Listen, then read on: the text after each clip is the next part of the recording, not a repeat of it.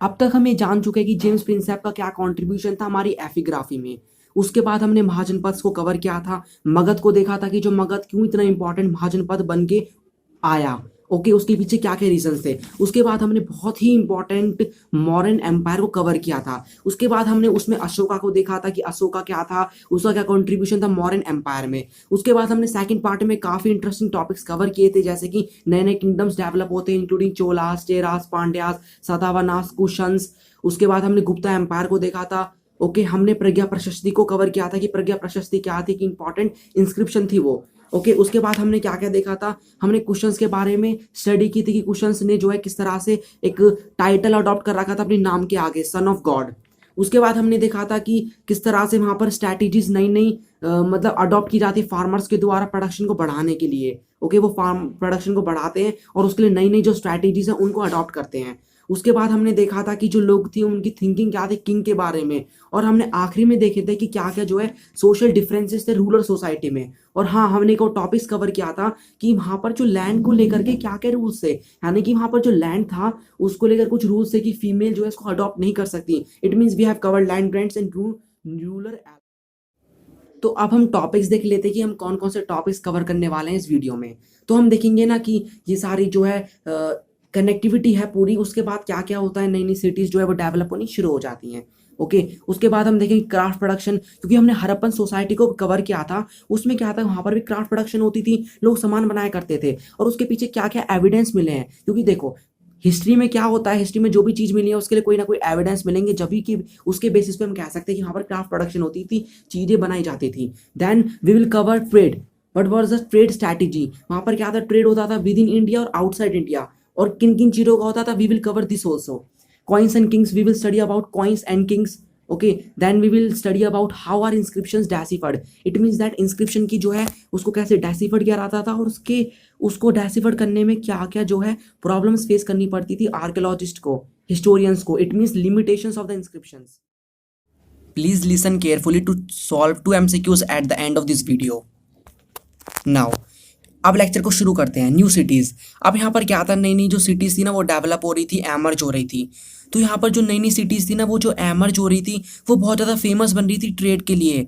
Okay, तो यहाँ पर क्या था कि जो नई नई जो सिटीज आ रही थी ना वो बहुत ज़्यादा प्रॉस्परस बन रही थी, ट्रेड वहाँ पर होता था, ट्रेड के लिए बहुत इंपॉर्टेंट सेंटर थी वो।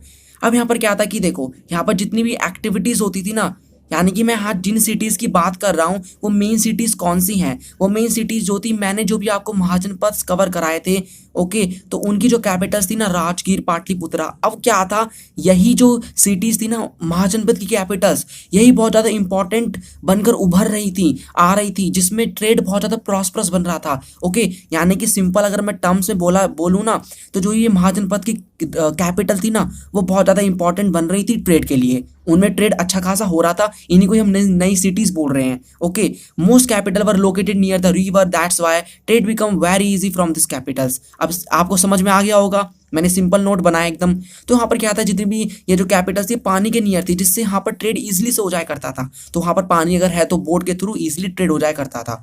ओके, तो यहाँ पर ये न्यू सिटीज के बारे में इंपॉर्टेंट टॉपिक है। Now craft production and artifacts. तो यहाँ पर क्या है कि अब देखो हमने ये देखा कि जो रूरल को हमने कवर किया है। तो रूरल में जो मेन ऑक्यूपेशन था लोगों का वो एग्रीकल्चर था, बट यहाँ पर हम अर्बन को कवर कर रहे हैं, अर्बन पॉपुलेशन को। तो अर्बन पॉपुलेशन में क्या था, मेन ऑक्यूपेशन था ट्रेड या फिर मेकिंग आर्टिफैक्ट्स। तो कुछ लोग सामान बनाएंगे हाथों से, कुछ उनका ट्रेड करेंगे, यानी मर्चेंट और एज अ क्राफ्टर। ओके, दो लोग यहाँ पर एग्जिस्ट करते थे।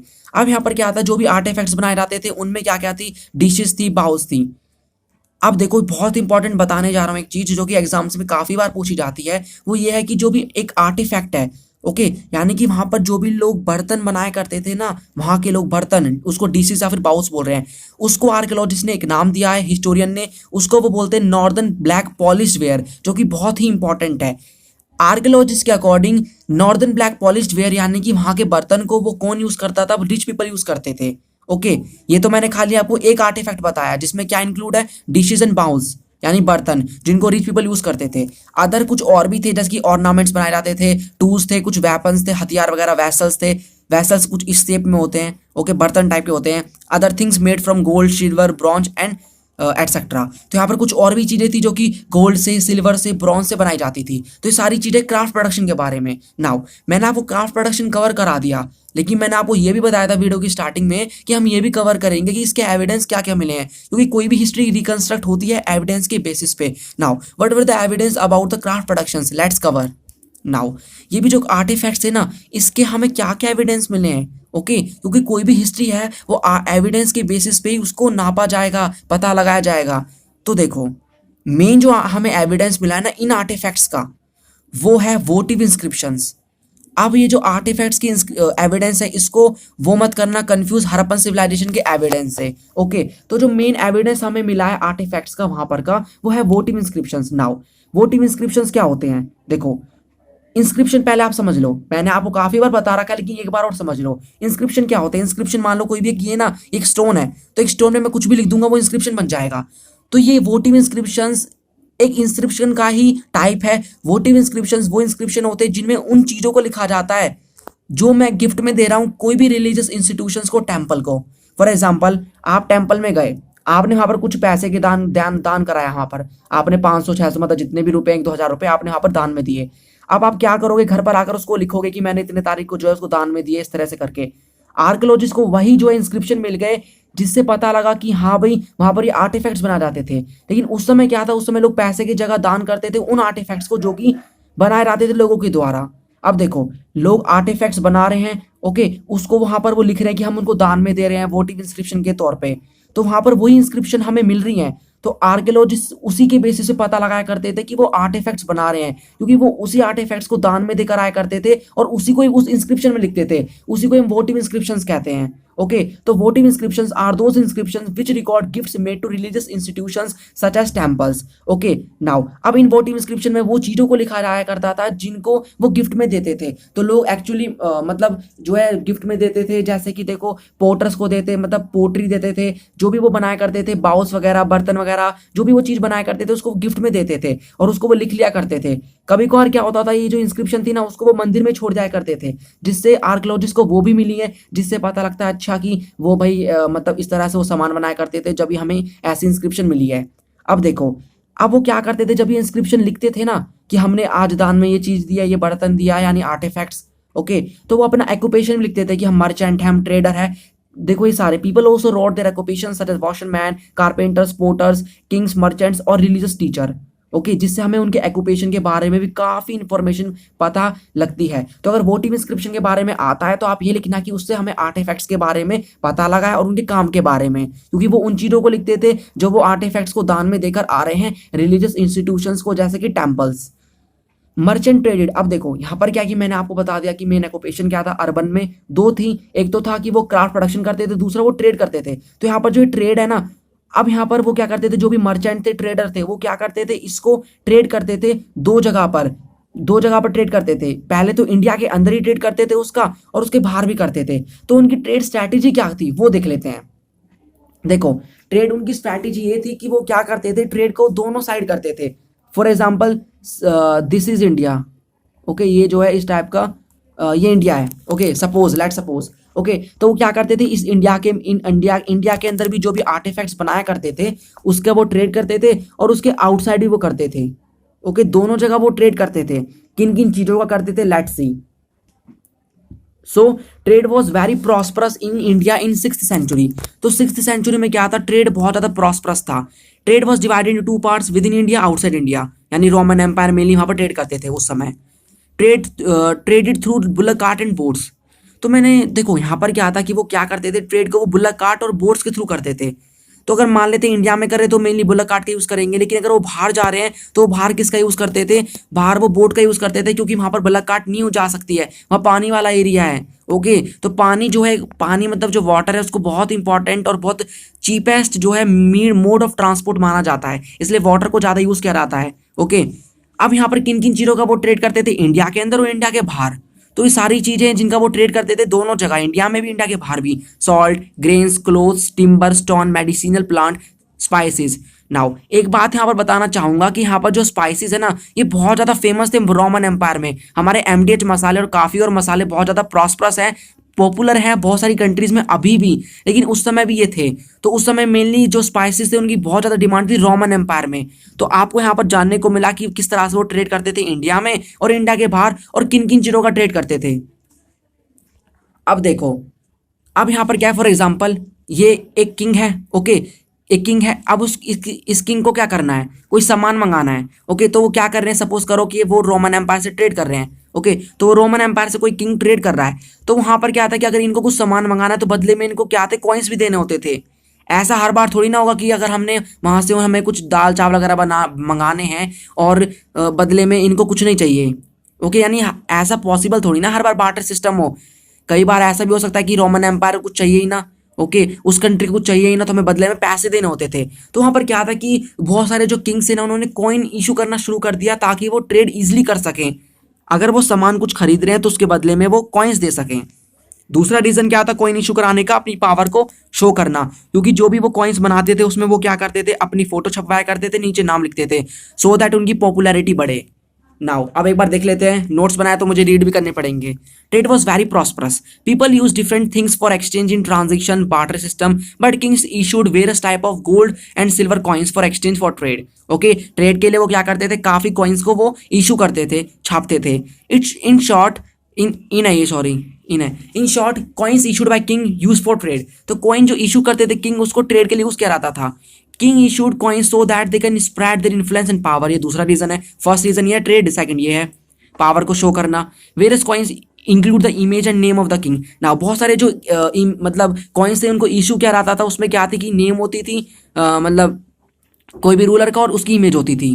Indo Greeks name of an kingdom. देखो हमने काफ़ी किंगडम्स कवर करे हैं, आपको पता है, आपने वो वीडियो देखी होंगी। तो हमने काफ़ी किंगडम्स कवर किए हैं, उसी तरह से इंडो ग्रीक्स में किंगडम है, जैसे मौर्यन एम्पायर, गुप्ता एम्पायर है, मुगल एम्पायर, वैसे जो इंडो ग्रीक्स है वो भी एक एम्पायर का नाम है। तो यहाँ पर जो भी इंडो ग्रीक्स के अंदर, जो भी इस एम्पायर के अंदर जितने भी किंग्स थे ना, उन्होंने क्या किया था, वो पहले ऐसे किंग थे, किंगडम थे, जिन्होंने ना इशू करे उन कॉइन्स को, issued first coins which had name and image of the ruler.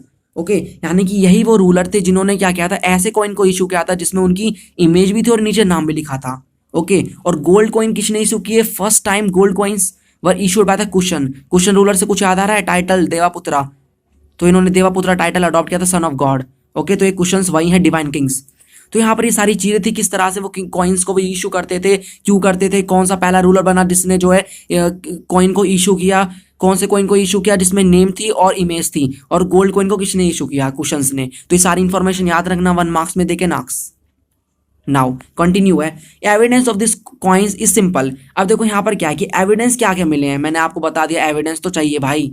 Okay, तो जो एविडेंस हमें कॉइन्स के वो मिले हैं, issued by Indian rulers, found in Roman empire. अब देखो फॉर एग्जाम्पल ये इंडिया है और ये Roman empire. Okay, we are traded, तो हम क्या कर रहे हैं, ट्रेड कर रहे हैं। ओके, तो यहाँ पर हम क्या करते थे, ट्रेड कर रहे हैं, तो हम यहाँ पर जो है सामान को बेच रहे हैं। तो यहाँ पर हम मतलब रोमन एम्पायर कुछ चीज़ की ज़रूरत पड़ी, ओके, तो हमने उनको दिया, बदले में इन्होंने अपने कॉइन्स दिए। ओके, यहाँ पर कॉइन्स दिए, तो यहाँ पर हमें रोमन एम्पायर के कॉइन्स मिल गए। ओके, कुछ क्या करते थे, अब यहाँ पर जो है एक्सचेंज हो रहा है, यानी कि अब यहाँ पर इनको सामान चाहिए। ओके, मतलब इंडिया वाले को सामान चाहिए। ओके, तो वो मतलब एक तरह से यहाँ पर क्या है कि एक दूसरे से जब सामान अगर मंगाएंगे तो एक दूसरे के कॉइन्स जो है दूसरी प्लेस पर वहाँ पर मिल जाएंगे। तो उसी हमें वहाँ पर कॉइन्स पड़े मिल गए हैं, इंडिया के कॉइन्स रोमन एम्पायर में, रोमन एम्पायर के कॉइन्स इंडिया में।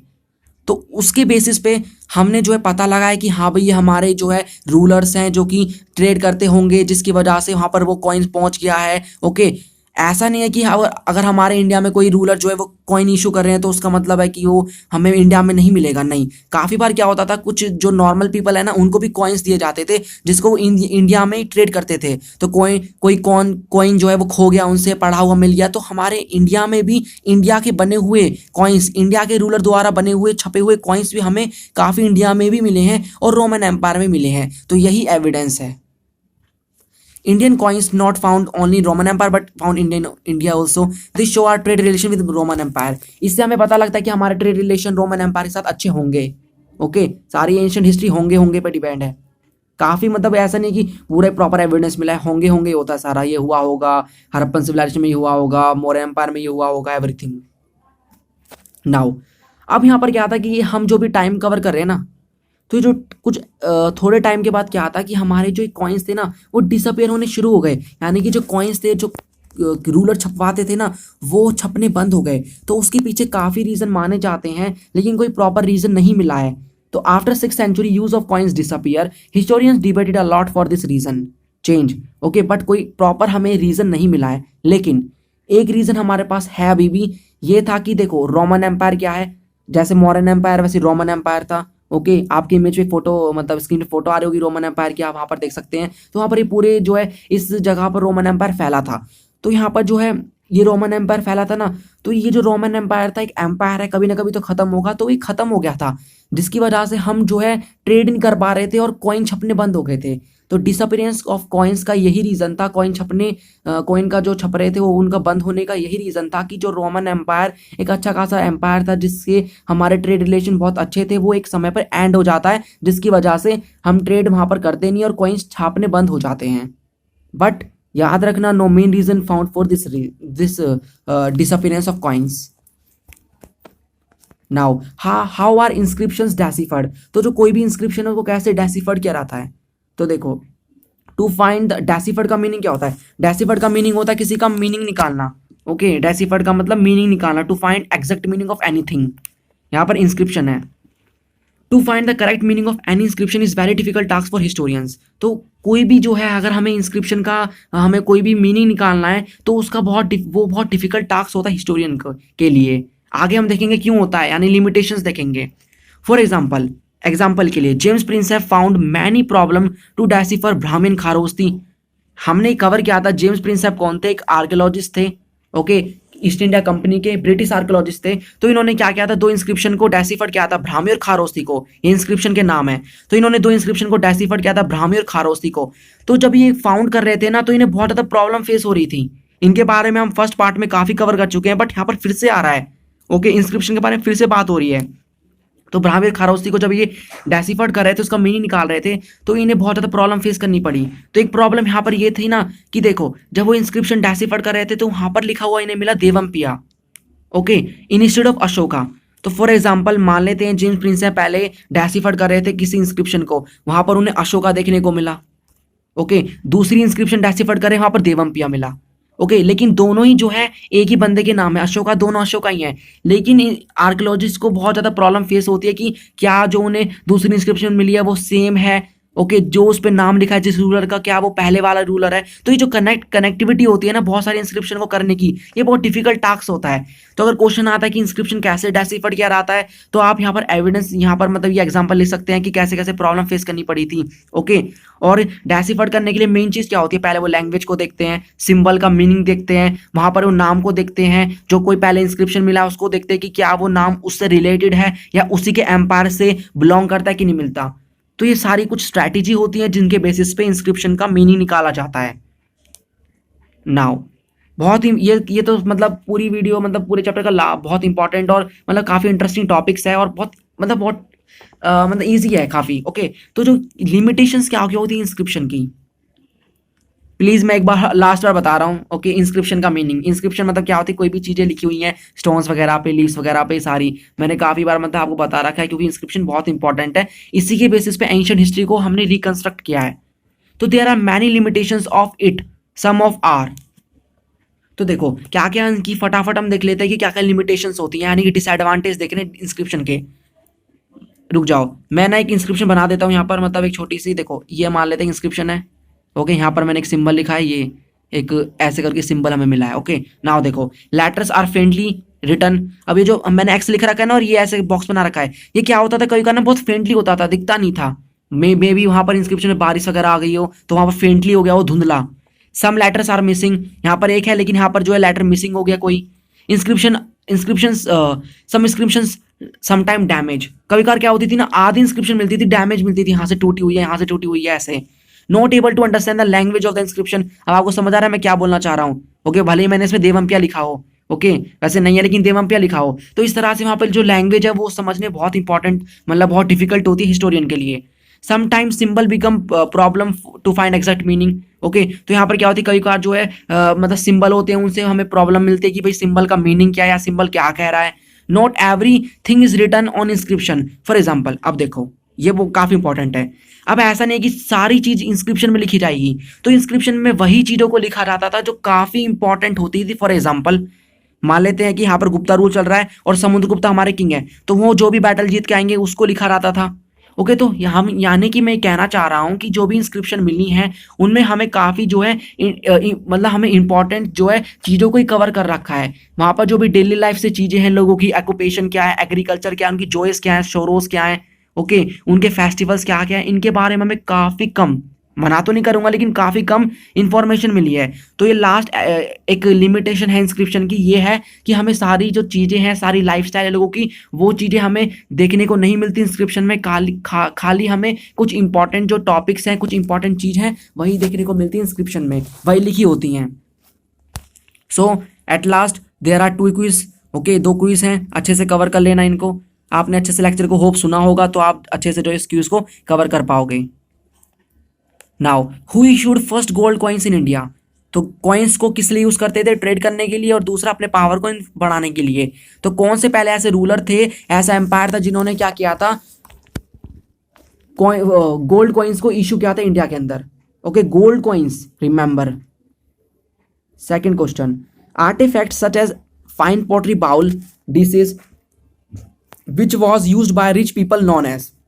तो ऐसे कुछ आर्टिफैक्ट्स मिले हैं, कुछ चीज़ें हाथों की बनी हुई मिली हैं, जैसे कि पोट्री हो गई, या फिर कुछ बाउल्स, डिशेज हो गए, बर्तन वगैरह, फिर मटके हो गए। उनको ना रिच पीपल यूज़ करते थे, तो उनका नाम आर्कियोलॉजिस्ट ने एक नाम दिया है। ओके, तो क्या नाम दिया आर्कियोलॉजिस्ट ने? उसका पॉलिश्ड वेयर दिया है, southern black polished where, northern black polished where, both BNC। सो इस वीडियो में इतना ही। तो आज हमने अपना सेकंड चैप्टर कवर कर लिया है। ओके, थर्ड भी देखेंगे, सारे chapters we will cover. Okay, अगर आपको वीडियो अच्छी लगती है तो लाइक करना, नहीं अच्छी लगती है तो डिसलाइक करना। Okay, notes are in description, you can check and read, because मैंने बहुत मेहनत से आपके लिए काफ़ी इजी लैंग्वेज में नोट्स लिखे हैं, और आप इस लैंग्वेज को यूज़ भी कर सकते हो अपने एग्जाम्स में, and you can gain good marks in history.